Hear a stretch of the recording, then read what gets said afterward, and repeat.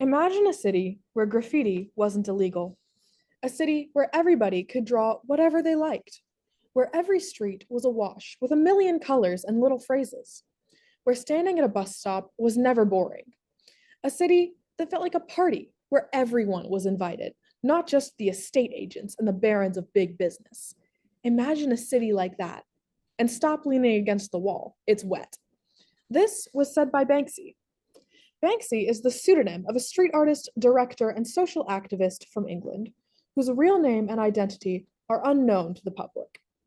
His art is mainly graffiti and contains a lot of social commentary expressed through symbolic imagery and dark humor. The word I would use to most uniformly describe his art is anti-authoritarian. Banksy is widely credited with making street art a more legitimate form of art in the eyes of critics and the public. This is possibly his most well-known piece, Girl with Balloon, stenciled in various locations around London starting in 2002. If you've heard of Banksy at all, this is probably the piece you're familiar with.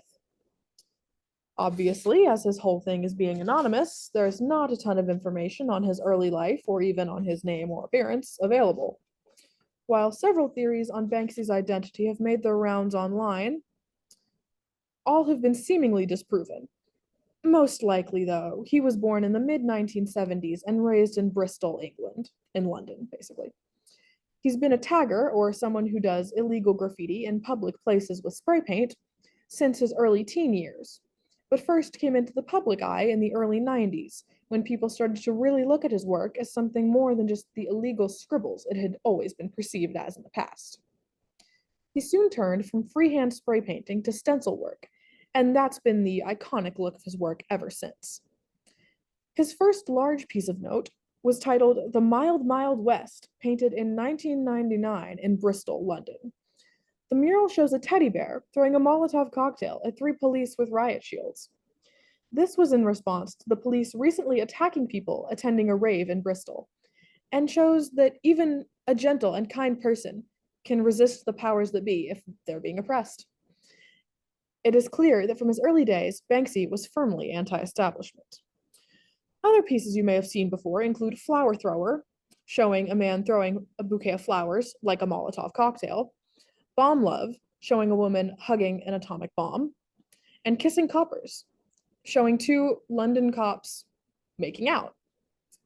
These works all contain themes of being anti-war and anti-police, as you can clearly see from the imagery used in them, and these themes are present throughout much of Banksy's work.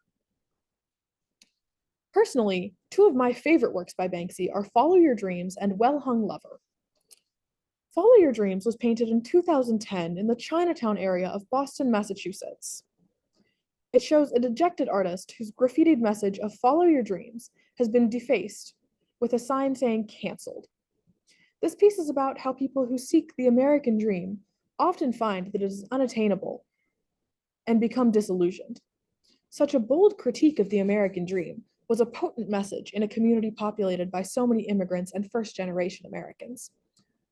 Well Hung Lover is one of Banksy's most iconic works, and the subject matter is a naked man hanging out of a window after his affair is seemingly discovered by his mistress's husband.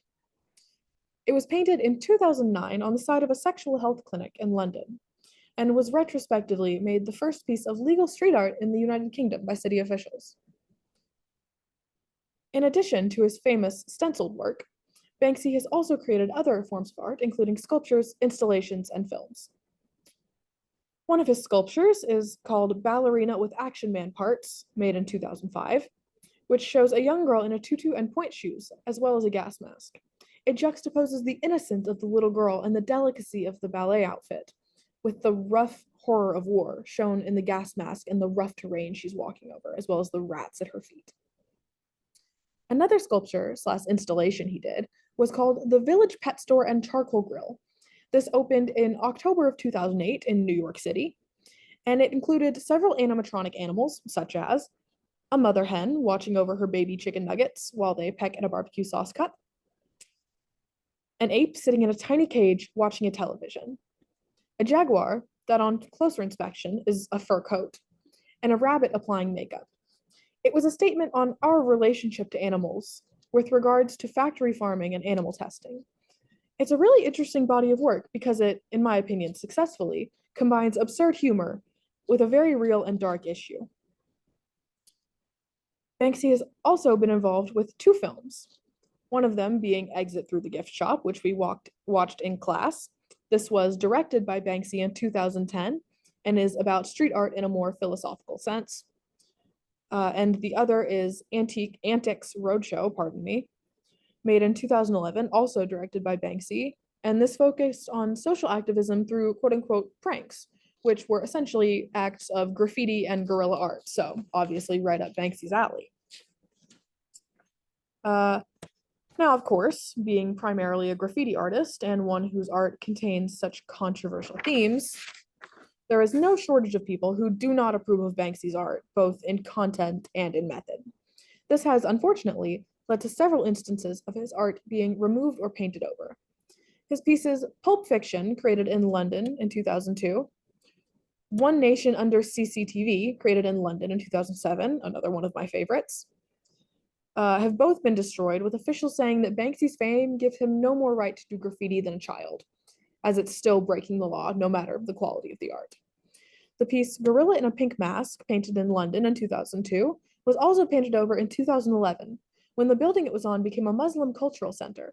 But this is a bit different, because they really had no idea what they had or that it was of value. Overall, Banksy's art has been and continues to be revolutionary for the street art movement as well as for furthering social activism. The increased public interest in street art after his rise to fame has even been called the Banksy effect. He's still active, albeit more rarely, and has most recently created several murals around Ukraine in 2002 to show support and awareness for the conflict currently happening in the country. That includes this mural in Borodyanka. Banksy has long been an artist that I have followed, admired, and taken inspiration from in his art as well as in his character. I think street art is so important to popular culture and to the future of art in general, and Banksy has really helped it to gain the respect it deserves. Here are my sources, and thank you for listening.